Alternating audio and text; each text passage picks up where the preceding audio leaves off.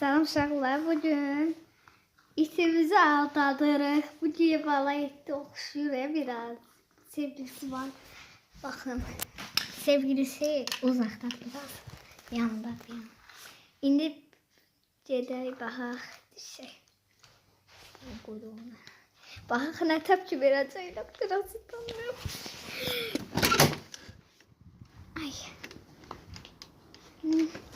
O videoda mesela biraz korkuyorum cımmasınlar. Vallahi iti gördüm, bakırlar bana.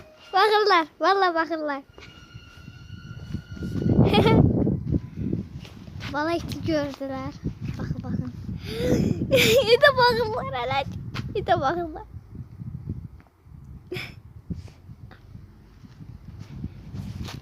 İte bak. Nedense bakırlar, neredeyse demirler. Bala. Değiller, bu kimin içidir?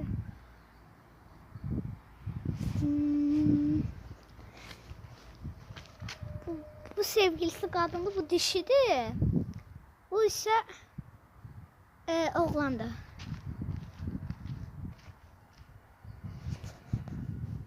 Elə də baxır, heç nə eləmədi. Sağ olun uşaqlar, bu itlər nəsə dəlidir. Ya da mən dəliyəm, bilmirəm. Kukla olduğunu bildilər deyəsən.